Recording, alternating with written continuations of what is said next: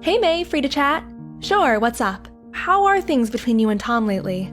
Things are steady. Right now, Tom is working quite hard because Tina's about to start school. You better be sitting down for this. I saw a picture of Tom with some other chick and screenshot to send you.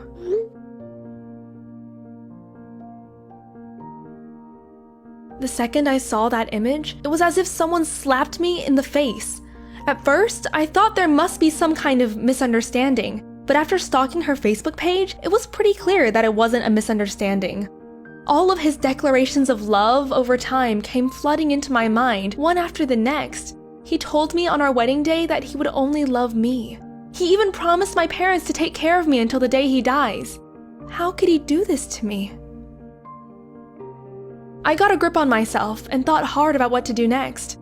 Should I get in touch with the other woman or wait to talk to him? I decided I'd wait to talk to him. When I had the chance, I asked him about the infidelity in a suggestive way, but that turned into a full-blown argument. He accused me of not trusting him, saying he works so hard and can't believe he has to come home to this nonsense. Well, what about me? I also work hard to share the load and responsibility. I take care of our daughter Tina. I look after the house. Whatever I can do, I do because I want our family unit to work. In the end, I decided to get in touch with the other woman, hoping that she would leave him alone if she knew that he was already married. But her reply was like another slap in the face. She said, "I already knew he was married, but I didn't care.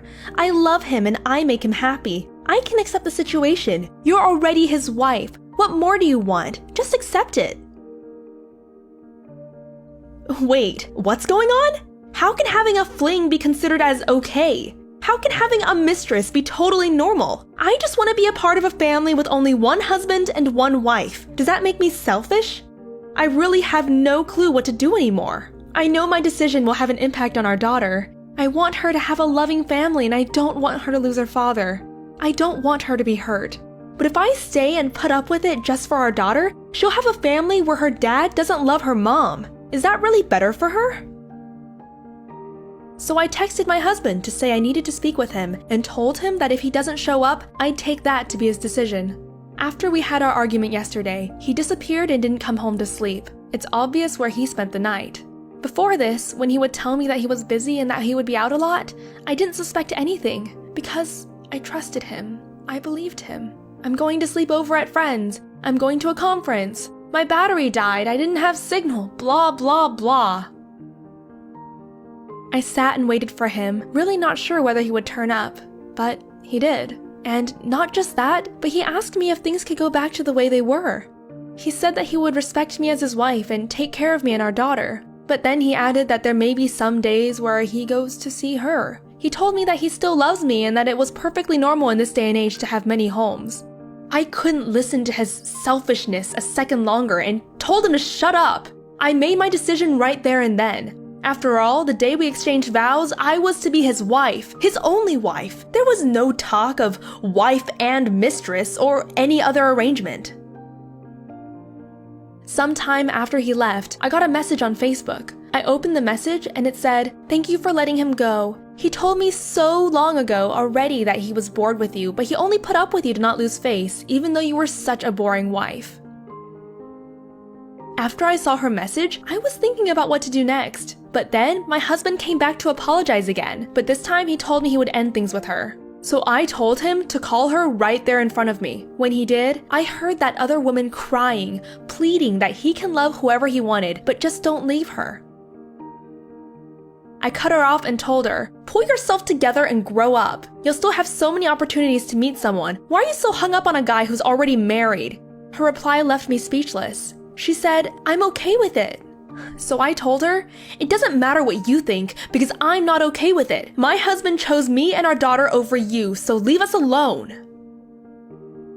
I'm really happy these days. I have a warm, loving family together with Tina and my parents. As for my husband, well, ex-husband, I divorced him about 2 months after that incident. He asked me why I'm still leaving him when I forgave him, but even though I can honestly say with my whole heart that I forgave him and don't hold any grudges, I just couldn't forget it. Actually, I knew I wouldn't forget something like this the day I took him back, but I wanted to teach them both a lesson.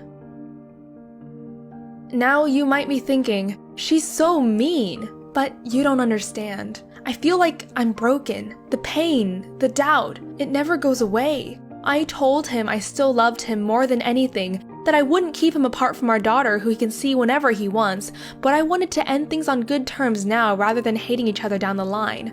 I told him I wouldn't be angry if he met someone else he loved who loved him too, but that he should not do what he did to me to someone else. Some people learn from their mistakes, but some people really just don't get it and somehow get away with things. Each person has a choice, and I've chosen for it to be this way.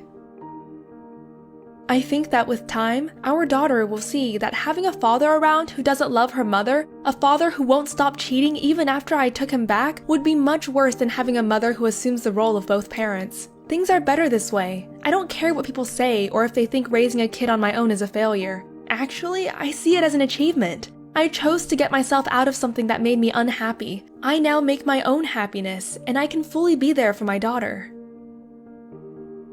What I've learned is that you can love whoever you want as long as no one is getting hurt in the process. Whether it's a person that you love, someone else, or even yourself.